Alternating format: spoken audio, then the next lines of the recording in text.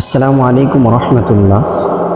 প্রিয় মুসলিম ভাই ও বোনেরা, প্রথমেই আল্লাহ তাআলার শুকরিয়া আদায় করি আলহামদুলিল্লাহ, কারণ আমরা মুসলিম। তো আজকের যে বিষয়টি নিয়ে আমি একটু ভিডিও বানাচ্ছি, বিষয়টি হচ্ছে আজকে বছরের শেষ দিন। যেমন আমাদের সাধারণত ইংরেজি বছরের শেষ দিনগুলোতে, ডিসেম্বরের শেষ দিনটিতে, শেষ রাত্রিতে আমরা 31st নাইট নামে একটি জালে ফেসে আমরা আনন্দ উল্লাস করে থাকি। আচ্ছা, আমরা সবাই জানি এটা করে আমাদের কোনো লাভ নেই, তবুও আমরা টাকা নষ্ট করি, সময় নষ্ট করি। কেন ভাই? আমরা তো মুসলিম হয়ে জন্ম নিয়েছি। তাহলে আমাদের উচিত ছিল যে এই শেষ দিনটিতে, এই শেষ রাত্রিতে এবং শুরুর রাত্রিতে আমরা তাহাজ্জুদে মগ্ন থাকব।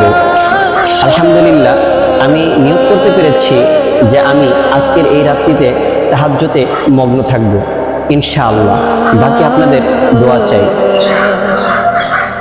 আমরা জানি যে এটা করে আমাদের কোনো লাভ নেই, তবুও আমরা এই কাজগুলো করে থাকি। আল্লাহ তাআলা আমাদের সবাইকে বুদ্ধি দিয়েছেন, জ্ঞান দিয়েছেন, নিজেকে দুটো চোখ দিয়েছেন, দুটো কান দিয়েছেন। সবই আল্লাহ তাআলার নিয়ামত। আল্লাহ তাআলা যদি চান তাহলে আমাদের এগুলো যখন তখন এই নিয়ামতগুলো কেড়ে নিতে পারেন। তো সেজন্য আমাদের উচিত আমরা গুনায় লিপ্ত না হয়ে একটু আমলের দিকে ধাবিত হওয়া যায় কিনা। আমরা এই রাত্রিতে চলুন না একটু তাহাজ্জুদ পড়ে আমরা আমাদের নতুন বছরটা শুরু করার চেষ্টা করি। ভাই, আমরা মনে করি যে বছর শেষ, আমরা কি পেয়েছি এবছরে, আমরা কি হারিয়েছি এবছরে, আমরা নতুন কি জোগাড় করতে পেরেছি, নতুন কি পেয়েছি আমরা, আর পুরাতন কি হারিয়েছি, তাই না? আমাদের উচিত যে এই বছরটি আসছে, যে বছরটি নতুন করে এসেছে, এই বছরটি আমাদের আল্লাহ তাআলা বিগত বছরের যে গুনাহগুলো, আমাদেরকে এই গুনাহ থেকে মুক্ত হয়ে আমাদের যেন আরো ভালো করে আমলের দিকে ধাবিত হওয়ার তৌফিক দেন। সেজন্য আমাদের করণীয় হচ্ছে আল্লাহ তাআলার কাছে সিজদায় পড়ে এই রাত্রির জন্য কান্না করা।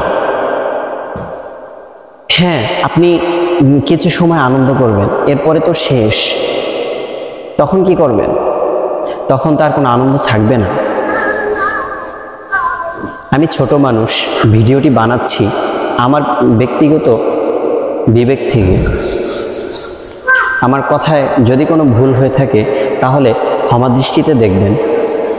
আর পারলে ভিডিওটি বেশি বেশি শেয়ার করে সবার কাছে ছড়িয়ে দিবেন দ্বীনের খেদমতের জন্য। তো আমরা জানি, আমরা মাছ ধরতে গিয়ে যদি মাছের গর্ত মনে করে সাপের গর্তে হাত দিই, তাহলে ওই গর্তে যদি সাপ থাকে তাহলে আমাদেরকে সাপে সবল দিবে, এটাই স্বাভাবিক। তো আমরা জেনে শুনে এই যে কাজগুলো করছি বা করব, এগুলোকে ঠিক বলেন? এগুলো সাময়িক সময়, কোনো লাভ নেই। আপনি দুটি চোখ বন্ধ করে দেখুন না, এই রাত্রিতে আপনি সিজদায় পড়ে যান, সিজদায় পড়ে আপনি একটু ভাবুন যে এগুলো করে আপনার কোনো লাভ আছে।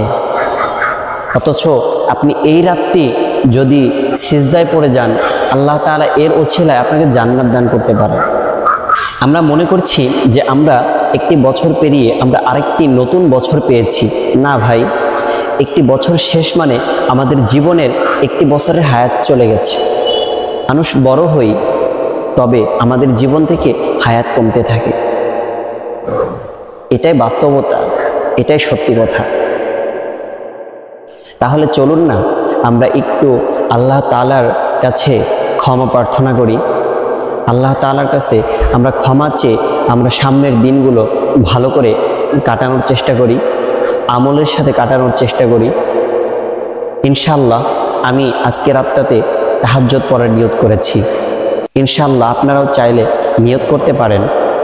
আমি মনে করি যে গুনাহ থেকে বেঁচে আমরা যদি অন্ততপক্ষে 2 রাকাত তাহাজ্জুদের সালাত আদায় করতে পারি, তাহলে হতে পারে এর বদলতে আল্লাহ তাআলা আমাদের মনের সমস্ত নেক চাহিদাগুলো, নেক বাসনা কামনাগুলো পূরণ করতে পারেন। আমাদের সমস্ত হাজত তার গায়বে খাজানা থেকে ইজ্জতের সহিত পূরণ করে দিবেন। এটাও তো হতে পারে না। আমরা মানুষের দরবারে কেন চাবো? আমাদের মালিক বলেছেন, হে বান্দা, তুমি শেষ রাতে উঠো, উঠে আমাকে ডাকো। শেষ রাতে কোনো বান্দা যদি আল্লাহ তাআলার দিকে 1 পা এগিয়ে যান, তাহলে আল্লাহ তাআলা বলেছেন যে আমি তার দিকে 2 পা এগিয়ে যাই। কেউ যদি 2 পা আগায়, তাহলে মালিক তার দিকে 4 পা আগাবে। কেউ যদি হেঁটে হেঁটে মালিকের দরবারে যায়, আর মালিক তার কাছে দৌড়ে দৌড়ে ছুটে আসবে। আল্লাহ তাআলা তো কোরআনেই বলেছেন, লা তাকুনাতু মির রাহমাতিল্লাহ, হে বান্দা তুমি নিরাশ হও না, আমার কাছে চাও আমি দিব। এটা তো কোরআনের কথা। তাহলে কোরআনে কি ভুল লেখা আছে? আমরা যেহেতু মুসলিম, আমাদের কোরআন মানা উচিত। তো আমরা সবাই যদি জানি যে আয়াতটি ভুল নয়, তাহলে আমরা কেন চেষ্টা করি না? আমরা ভেঙে পড়ি কেন যে আমি তো অনেক গুনাহ করেছি, আল্লাহ আমাকে মাফ করবেন না? না ভাই, আপনি গুনাহ করেছেন, আপনি আল্লাহর কাছে মাপ চান, আল্লাহ আপনাকে পছন্দ করবেন। আপনি যতই গুনাহ করেন না কেন, আপনি মালিকের কাছে ক্ষমা চাবেন, আর মালিক খুশি হবেন। আমরা মানুষের কাছে বারবার চাইলে, একটি জিনিস 1 বার থেকে 2 বার চাইলে মানুষ মন খারাপ করে, মানুষ রাগান্বিত হন। অথচ মালিক বলেছেন একটি হাদিসের ভিতরে যে বান্দা আমার কাছে না চাইলে আমি রাগান্বিত হই। তাহলে দেখেন মালিক আমাদের কতটুকু ভালোবাসে, আমরা কেন বুঝি না। আল্লাহ তাআলা আমাদের সবাইকে সঠিক বুঝ দান করুন। সকলেই এই গুনাহ ছেড়ে আমলের দিকে ধাপিত হওয়ার চেষ্টা করব। আর আমার এই ভিডিওটি যদি ভালো লেগে থাকে, তাহলে দয়া করে একটি শেয়ার, একটি কমেন্ট, একটি লাইক ছড়িয়ে দিন আপনার বন্ধুদের কাছে। আর আমার চ্যানেলটি সাবস্ক্রাইব করে পাশে থাকবেন। ধন্যবাদ।